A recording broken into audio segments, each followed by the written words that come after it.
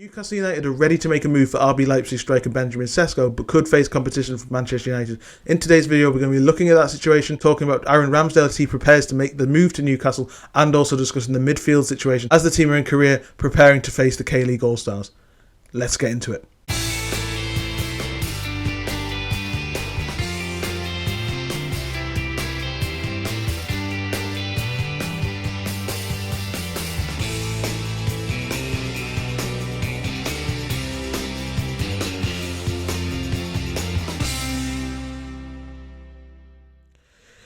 Hello and welcome back to my YouTube channel. Before we get going, please do hit the like button and subscribe to the channel, join the community.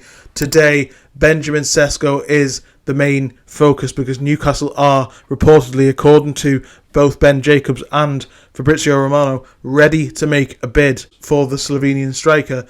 And basically it kind of means that they're on standby if anything happens with a plan for Alexander Isak. There are a few caveats. Manchester United are interested, and Sesko has not yet decided whether he wants to join Newcastle. So if he wanted to join Newcastle, Newcastle could make the move happen. Manchester United are still talking about the situation, whether they want to move for him, Ollie Watkins, and what they need to do is sell players as well. So Newcastle should be in a driving seat in this situation, but it's eerily similar to quite a few situations this summer, like James Trafford going to Manchester City, João Pedro going to Chelsea, and Hugo Ekitike going to Liverpool. Newcastle were at the front of the queue for those players, all three of them. They were there first. They made the moves first. They did the groundwork.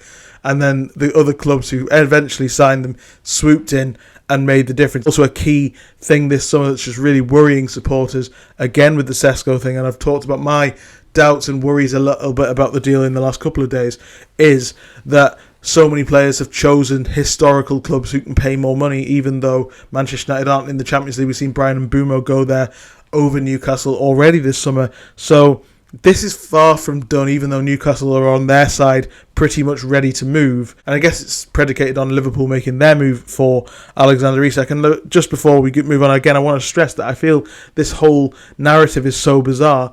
They've just sold Diaz, so we might see the move for Isak step up now or over the next couple of days at least. But the narrative that's being bandied about that Liverpool don't want to move unless they've got encouragement from Newcastle, but Newcastle are desperate not to sell and they put themselves in a difficult situation. It's really strange to me, this whole thing, because Isak is pushing to move, so there's got to be something on his side that suggests that something's coming, because the timing was so bizarre on that as well. But also Liverpool, if they're not going to move because Newcastle don't give them encouragement, then what's this whole thing been about? They've got the money. If they really want Alexander Isak, they can change the narrative. That's what I've spoken about previously. I mean, I've said at the start of this summer that Newcastle were the ones in control because Alexander Isak hadn't pushed to move, and that was the key thing. And that was always the key thing in terms of Newcastle's standpoint, was if Isak wanted to go, then maybe it would change the stance. And that's really, I think, what Liverpool have relied on. Now Isak's pushed, the narrative has changed a little bit, and maybe they want to see if they can get a lower fee. But Newcastle, I think the conversation, as I mentioned, will maybe switch from selling Isak and Isak not being for sale to Isak being for sale at 150 million, and that's what if you want him, that's what you pay. I think that'll be the conversation, with Sesko on standby and hopefully set up with, as I mentioned yesterday, in a domino effect. Once Isak goes, Sesko comes in, because I think it's difficult to actually line up Sesko and get him in the club before Isak leaves. So all of this has got to play out in the next couple of days, but Newcastle are ready to make this move for Sesko. Are you confident? Are you any more confident by that? Because there's a lot of speculation that some people say he wants to join Manchester United, he prefers to join Manchester United. They've got the sporting director, Christian Vivel, who used to work at the Red Bull Group, so he knows Sesko incredibly well. Obviously, he's come from Salzburg to Leipzig, so he's very much part of the Red Bull picture, generally, not just at Leipzig. So that's also a worry. Obviously, what I mentioned before about other players going there and Newcastle being at the front of the queue, and also then being beaten to the punch. But Manchester United aren't in a position to bid, I think, by the sounds of it. They need to sell Anthony or Jadon Sancho or somebody like that to actually fund the move for Sesko if they want him. They aren't even sure that that's the case, because they're talking about Ollie Watkins as well at Aston Villa. So Newcastle, the difficult thing for Newcastle, ordinarily they would just strike. This is what I was saying about Mark Gahey, that with Liverpool tied up with other things, if they want Mark Gahey, the price is set. There's no negotiation really needed. We know what Crystal Palace want, and Gahey's been keen in the past. Now is the time to do that deal while Liverpool are otherwise engaged. With Manchester United, now would be the time, but the difficult thing is that you need to move Isak on, and Newcastle still at the moment publicly want to keep Isak and see how that plays out. But I think if Sesko chooses Newcastle, you'll see this move very, very quickly, because it maybe doesn't, another potential understanding of what's going on behind the scenes. Maybe there's a sort of agreement between Newcastle and Liverpool that Newcastle have to get Sesko in before they even talk about Isak, and maybe that's what's holding this up. Who knows? But there's a real opportunity for Liverpool to completely change the narrative in their favour by bidding what Newcastle have wanted and getting the Isak deal done and really putting Newcastle under pressure, and they haven't done that. And I spoke to somebody yesterday who said that Newcastle are still fairly confident that the situation that's out there in the media with Isak has been blown out of proportion. I sort of joked on Twitter that Liverpool, some certain Liverpool fan accounts are really stoking the fire to the point where they think that Isak's going to burn down the Tyne Bridge. It's a ridiculous situation where actually I think there's a lot more calmness within the club despite all the sort of negative noise. They do need to regain the narrative, even though we were told that Liverpool had all this PSR headroom, that they could move for Isak, and they haven't done it. Why? This is a real great opportunity to completely flip the narrative on the head in a way that I didn't think was possible back in May and June.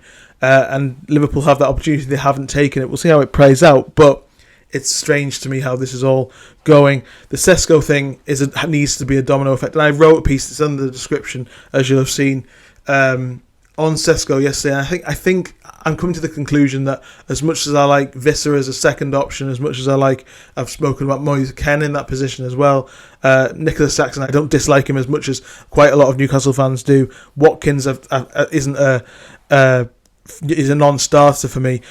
Sesko is the only player who would give me confidence that the project is going to move forward. Now, we'll touch on this in a different way in a second, but Sesko is the sort of player that has that high ceiling, is ready to prove it on a different level. 13 goals last season is okay, 5 assists, but 14 goals the previous season. That's better stats, really, than Isak had at Real Sociedad. And I know Newcastle like to think that their expectations and their pressures has moved on in the 3 years, but as we're seeing, in terms of the eyes of the wider world, Newcastle is still a club that has to prove themselves, and Sesko has such a high ceiling that he can prove himself at Newcastle, and hopefully the club can grow with him in the way that they haven't been able to do with Isak over the next few years. And I really do think that the project in some ways, and the season certainly, relies on signing Benjamin Sesko, because then it'll be a bitter pill to swallow, but you can draw a line under the Isak situation, move on with a new number 9 hopefully, and who's got Champions League pedigree, is really, really exciting, and see where it goes. But without that sort of level of signing, keeping Isak, even if he's unhappy, is better than selling him and risking having a subpar striker up front like Willock, who just isn't quite ready for that role. So yeah, I know maybe I'm repeating myself a little bit here, but I just think that the whole situation is very much about Sesko coming in. This whole saga is likely to kick up a notch, but it hasn't yet, and you've got to ask yourself why from a Liverpool's perspective, considering that we've been told all summer that they're ready to bid, that they really want the player, that they can do all the things with PSR, and yet they haven't made a bid. And for all the noise, nothing's really changed, despite some people, if you read them, you would think that Isak's already on his way to Anfield, which is just patently not true at this stage. Next thing to talk about, obviously, is Aaron Ramsdale. He is coming into Newcastle. He's going to fly out to South Korea for his medical, so it's pretty much done. We've got the here we go from Romano and David Ornstein's tweet and everything, and it's sort of gone down, as I said in yesterday's video, it's gone down like a lead balloon. I think it's probably a little bit harsh, because he's better with his feet than Nick Pope. He was also the third best sweeper keeper behind Pope and Alisson a couple of seasons ago, which is really important, as you can see with this stat from FB Ref. So it makes sense in some ways. He's known by Eddie Howe, but again, it really shows the state of the window, I think, because Newcastle didn't have a plan for Ramsdale this summer. They had scouted over the other options. They really wanted James Trafford, didn't get him, and this is the trouble that they're having in pretty much every position now. That list that they drew up in the summer, before the summer, I should say, is now completely gone. So it's a state of the window thing, but it's a keeper that's about as good as Pope. The trouble is really, I mean, this was supposed to be the summer that turbocharged the club, that put the club really on the map in a way that they couldn't do in the past because of various different reasons, PSR, but it hasn't happened that way. And you really want your goalkeeper, if they're going to come in, to be markedly better than Pope. He's markedly better than any other option. Dubravka's likely to leave, John Ruddy, Vlachodimos, Mark Gillespie as well. There's so many goalkeepers at the club, but you need him to be so much better than Nick Pope, and he isn't. I think that's where the upset from the Newcastle fans comes in, is that there's so much about this squad that can be improved, and that doesn't really improve the first team picture. Yes, he's a good goalkeeper. He needed to be a great one to really make an impact or have the potential to be great in the way that James Trafford maybe does. So now he's coming in. It's Newcastle fans' job to get behind him, support him.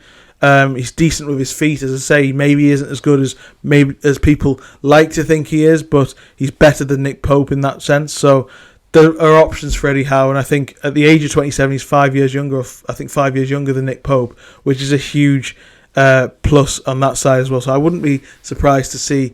I know it's only a loan with an option to buy, but him coming in and maybe being number one by the end of the season and making that move permanent if he does well. If he doesn't, then Newcastle can move on from it and try and sign a better goalkeeper next summer. Let me know in the comment section, are you excited, or what do you think about Aaron Ramsdale coming in as well?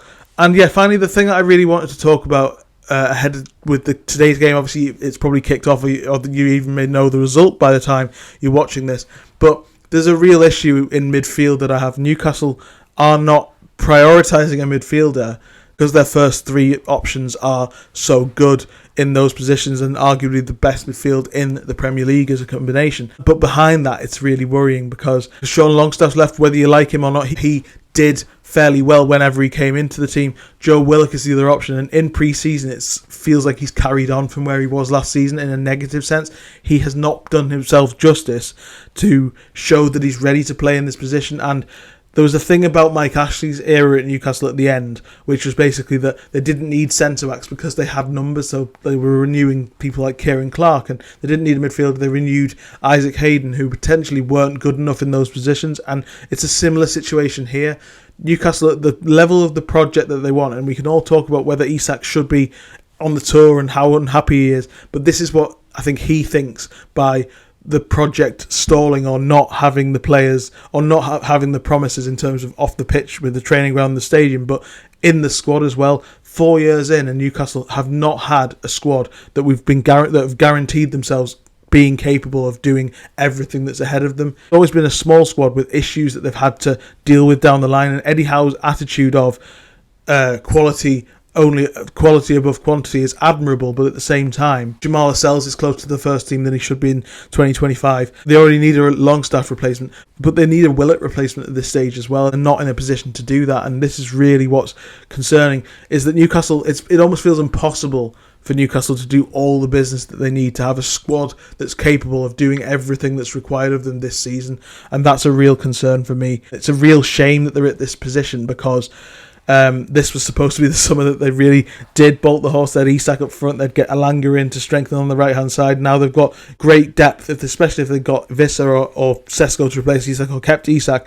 Numbers wise, they'd have brilliant depth in those front three positions. They don't have that in midfield, they don't have that in defence. They've not once really managed to do the sort of real in-depth surgery on the squad that they've needed to do, and that's in terms of the players that they've brought in, they've all been excellent, but there needs to be more of them. There needs to be more opportunities. And PSR, yes, it's a factor, but it isn't the only factor. It isn't, it feels like that's a convenient excuse at this stage for the ownership and for people within the club not to recruit more options, because Joe Willock, while he's an option, while he's a number, while he can play, every time he's played in the last year, really, apart from maybe Nottingham Forest away and a couple of other games last season, really, he's been poor, and then he needs an upgrade. Because Newcastle's need is more obvious in centre-back and particularly up front at this point in time, centre midfield is not getting thought about, and if it is, it's only getting thought about in terms of replacing Longstaff. What about replacing Willock? Because at the moment it feels like between the three that they have in Joe Linton, Tonali and Bruno, and then maybe Louis Miley off the bench. There's 4 players for 3 positions. Really, you need 6 players for those positions and 6 quality options at that. We'll see what happens with the midfield situation. Let me know what you think in the comment section below on what I've just said about that, about Ramsdale, and about Sesko and Isak as well. I'll be back tomorrow for the final show of the week, because I'm moving house on Friday, so it'll be the final show from this location as well. I might do a video on Saturday if there's a call for it, but I'll be then back on Monday from my new location after that. So yeah, like, share and subscribe. I'll be back tomorrow, and I'll see you then. Cheers.